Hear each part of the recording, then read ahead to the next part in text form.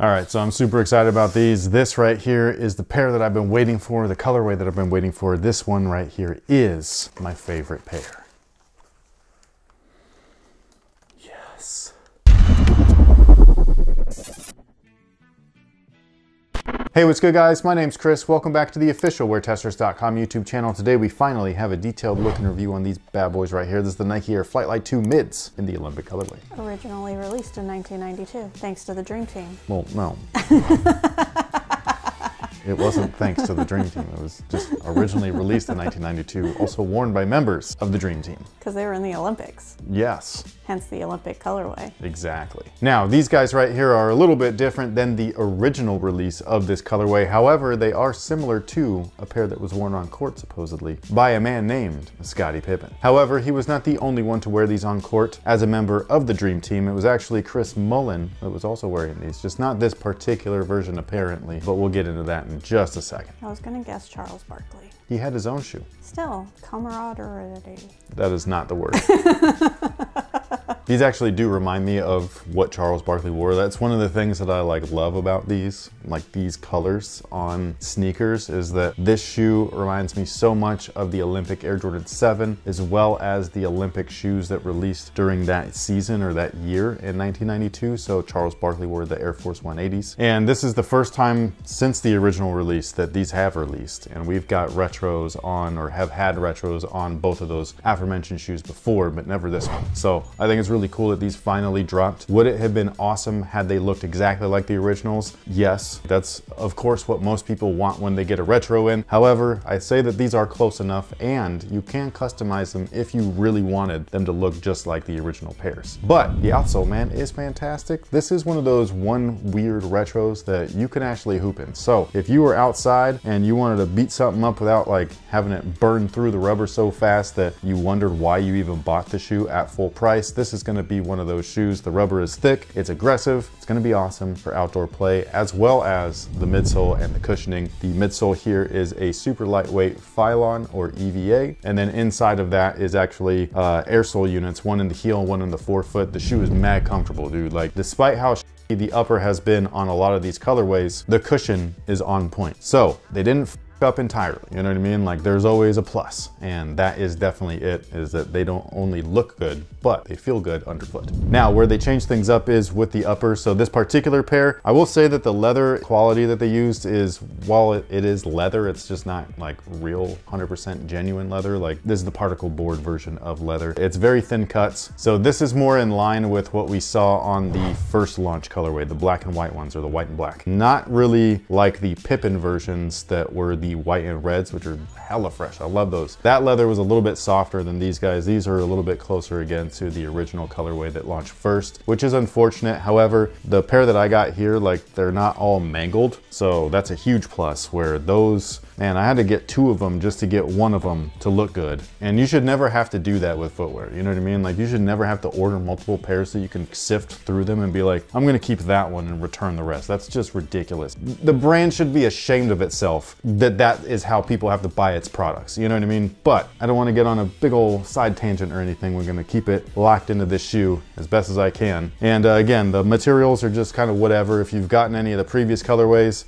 you'll already know what to expect and everything. I will say, if you wanted something that was just as comfortable along the upper as it is on the tooling or underfoot, the cushioning, then I would grab one of these colorways that features the Durabuck or the Nubuck, synthetic Nubuck and all of that stuff. This I didn't do a video on, but this might be my favorite one besides these. I think that these are the two that I like best. Now, I just really like everything that they've done here. However, like I was saying earlier, they're not exactly like the originals. The original version actually had some silver panels. So this guy right there, this I don't know what to call this, but this whole heel wrap area. So side panel, back panel, wraps all the way over right there. All of that was actually a silver leather or silver coated leather. So if you are familiar with the Air Jordan 7 in the Olympic colorway, that silver overlay was what was on this guy right here originally. Do I think that they should have done that? Yes. I do. I think that they should have made it look exactly like the originals if possible, especially the back branding. So the rear branding on these, because the way that these embroidery machines work nowadays, where it's all like digital, you can get this stuff to look just as crisp as it does right here on this shoe. If you look at the original version, it had the navy font or whatever, but it was also outlined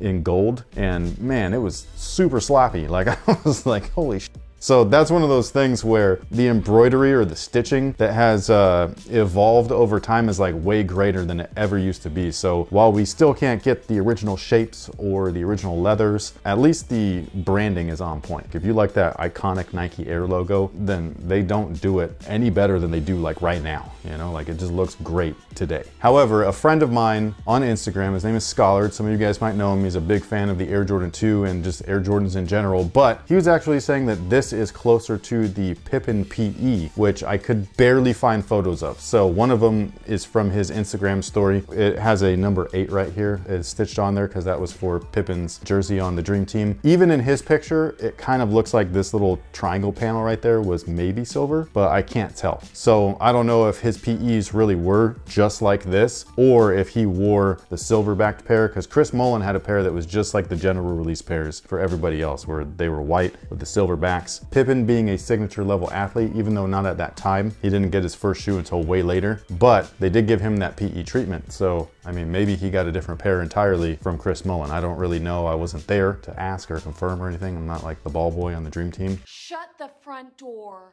So I don't know. All I know is that that's the running theory right now, and because Schollard knows more than I do, I would trust what he says. Now, my favorite feature on all of these flight models has been the tongue logos, and this guy right here is no different. This one is just straight up clean with the gold lettering, and I just think it looks fantastic. I really like these two. Like, this is such a sweet colorway of a shoe. Now, as far as sizing is concerned, I would go true to size. That's what I've done on every single pair. I think that they fit perfectly. Again, they're super comfortable. Like, the upper might be complete garbage, but the cushion is fantastic. Like, this is a great feeling shoe underfoot. And again, if you're looking for something that's not gonna break the bank, that you can actually wear outside, that won't get thrashed, these are it. Now, about this colorway, what do you think? I just was going to say, I think it's smart that they dropped the silver idea. Why? Because, like, You think it's tacky or what? well, so like, for example, the Jordan 5s and how you guys are constantly harping on the silver tongues.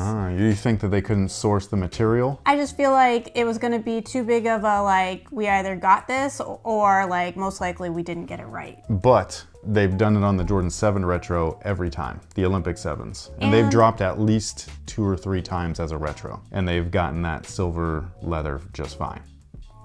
But I do like the thought that maybe, but no. But the reason I'm really here Is to talk about how great this sweater is. Oh, yes, yeah. No, but really, honestly, so we've had a bunch of great sweatshirt apparels released with like the heavy duty stitching, really thick, and yeah. I haven't been able to grab one because it's not my personal cup of tea. These are much lighter and thinner and more drapey, and I really like it. They're supposed to be like They're warm like, weather friendly. Yeah, these are like our spring and early summer stuff. So what I like during the winter times is, well, what I like year round are hoodies, but in this area where we live right now is Sacramento, we have like cold winters and then hot ass summers. So hoodies during the summer is just not happening. But in the mornings, especially during like right now, where it's hot during the evening or like the, you know, the midday. We can have like 45-degree like span. Yes, like a big swing from wake up to bedtime. These hoodies are for that. So in the morning when you're cold and you want to throw on a hoodie, and then you could take it off and it's super lightweight and thin. So if you wanted to wear it all day without sweating your balls off, you could, but you can also take it off and then put it back on later when it starts to dip in temperature again in the evening. So these are what I wear during this time of year, especially here. So that's why I was like, oh, we should probably drop some thinner, lightweight hoodies, and we did.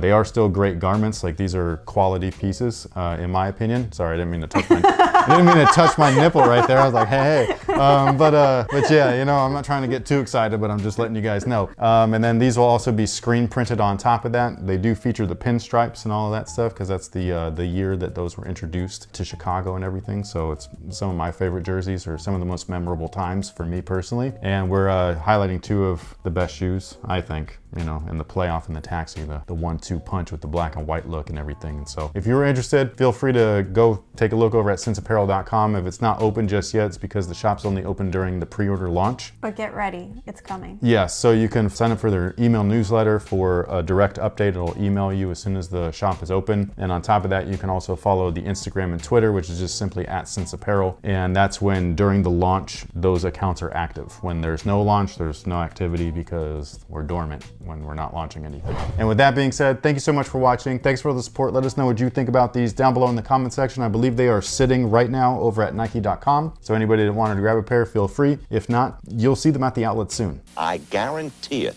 Thank you once again for watching, and until next time, guys, have a good one.